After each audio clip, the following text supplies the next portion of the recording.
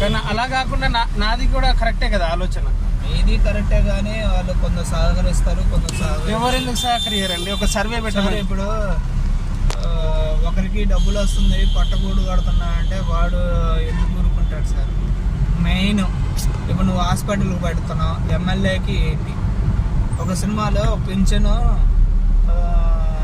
Sign పెట్టుకోవడానికి RTO 200, MRO 200, 1000 రూపాయలు అట్లా తీసుకుంటాం. మనకి ₹1,00,00,000 జీతం ఉన్నా కానీ 100-200 కావాలి, పైన ₹10 చిల్లర కావాలి, అంతే కదా మన జీవితాలు.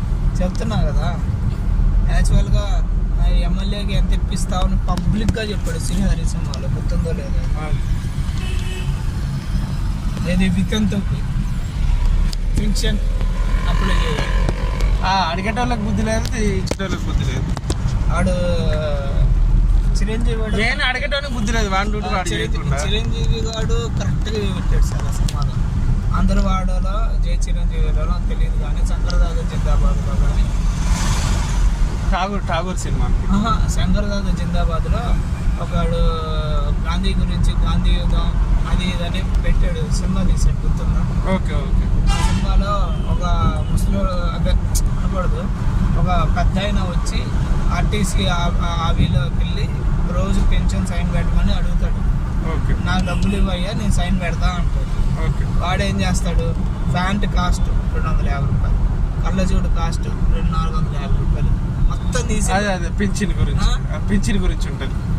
డబ్బులు టేబుల్ మీద పెట్టేస్తాడు. సార్ నా దగ్గర ఉన్నది ₹450, మీకు ఎంత కావాలి సార్? 2000, 3000? సరే ఇవన్నీ కలుపుకుంటే అవన్నీ తీసుకొని నాకు సైన్ పెట్టాలి సార్ అంటే వాడు దుమ్మ తిరిగి అవన్నీ నువ్వే వద్దయ్యా సమయం తీసేసుకో అని పెట్టి సైన్ పెట్టేస్తాడు. గుర్తుందా? ఇవన్నీ మారాలంటే మనకి సార్ ఇప్పుడు అందరూ ప్రతి ఒక్కడు వైద్యము విద్య అనేది ఫ్రీ ఉంటేనే బెటర్. ఎందుకంటే పోటీ పడుతారు తల్లిదండ్రులు. సార్ కొన్ని ఉన్నాయి సార్, గవర్నమెంట్ స్కూల్ పంపించారు, ప్రైవేట్ స్కూల్కే పంపించాలి, పెద్ద స్కూల్ పంపించాలి. పెద్ద స్కూల్లోకే కొన్ని ఇప్పుడు తిరుమల సాయినాథ్ ట్రస్ట్ ఒకటి ఉంది. ఓకే. కొట్టపతి సాయి బాబా ట్రస్ట్ అని ఒక ఐడియా ఉందా? ఓకే. ఆడ ఒక 2-3 ఉన్నాయి. జస్ట్ సర్చ్ చేయాలి నాలెడ్జ్. అప్పుడు మన చెప్పేవాళ్ళు ఎవరు లేరు. ఓకే. వాళ్ళు ఏంటంటే ఫస్ట్ నుంచి ఎగ్జామ్ రాస్తారు, ఒక 2-3 వరకు. ఓకే. చదివించాం, మనమే ఓన్గా చదివియాలి. ఆ అమ్మాయి టాలెంట్ పెట్టి ఒక ఎగ్జామ్ పెడతారు. ఓకే. పెడితే SSP తిరుమల. ఓకే. జాబ్ వచ్చేదాకా వాళ్ళే చూసుకుంటారు, ఖర్చు అంతా వాళ్ళు. కానీ మన పిల్లల్ని అలా పంపించలేం కదా వేరే స్టేట్కి. తిరుపతి సార్ లోకలే. కానీ ఇప్పుడు ఎలా ఉంటుంది అంటే తల్లిదండ్రులకు ఆశ, పిల్లలు మన దగ్గరనే ఉండాలి, కష్టమైన నష్టమైన. అది సాధ్యపడాలంటే మొత్తం ప్రైవేటే తీసి పడేసి గవర్నమెంటే ప్రొవైడ్ చేయాలి స్కూల్స్ అనేవి. ఏ తల్లిదండ్రులు ఏ పిల్లల్ని నాకు తెలిసి 99% పంపించారు. పంపిస్తే ఈ రోజు పిల్లలు బాధపడతారు, అమ్మ నాన్న దగ్గర ఎందుకు లేము, మేము ఎక్కడో ఏది చదువుతున్నాం అని చెప్పేసి. కొందరికి ఉంటుందా ఉండదు ఆలోచన? ఉంటుంది సార్. వాళ్ళ ఫ్యూచర్ కోసం అని చెప్పాలి. ఏం ఫ్యూచర్ అండి? చదువుకున్న భూమి మీద బతుకురా, చదువులేని వాళ్ళు బతకట్లేరా? ఆ విధంగా అంటే భూమి మీద మనుషులు ఉంటారు, చదువుకుంటే ఉంటారు, ఇక వాళ్ళు కొట్టుకొని చేస్తారు. ఇప్పుడు నేను చదువుకున్న 10వ తరగతి పని చేసుకొని బతున్నానా లేదా?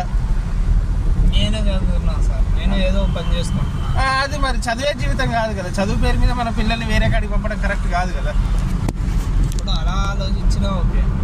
ఇప్పుడు చాలా మంది లేట్గా పుడతారు పిల్లలు. మన కళ్ళం కూడా పెడితే ఏంటంటే వాళ్ళకు కూడా ఆనందం ఉంటుంది, అమ్మ నాన్న దగ్గర. మీరన్న పాయింట్ ఆఫ్ వ్యూ. కానీ మనం అక్కడికి వెళ్ళి సెట్ చేయాలి. ఇక్కడ వాళ్ళు ఎక్కడ చదువుతున్నారు ఏంటి అని సెట్ చేసుకోవాలి. అలా ఏముండదు. చదువు అనేది ఒక వ్యాపారం అంతే, అదొక పార్ట్ జీవితం. సార్ 10 దాకా చదివిస్తారు సార్. తర్వాత వాడి ఇంటి బయటికి వెళ్ళి ఇప్పుడు బాగా బిగ్ షాట్లో వాళ్ళు ఏం చేస్తున్నారంటే పోయి హాస్టల్ వేసేస్తున్నారు. అది వాళ్ళ కర్మ. అది పిల్లలు ఏ విధంగా అడ్డదారి దొక్కేది వాళ్ళు చూస్తున్నారు. అంటే దొక్కేటోళ్ళు ఇంటికాడున్నా దొక్కుతారు, కానీ మన కళ్ళమ్మ ఒకటి ఉంది ఏంటంటే ఈ టైం వరకు వచ్చేస్తారు. హాస్టల్ అనేది తెలియని కల్చర్, హాస్టల్ కల్చర్.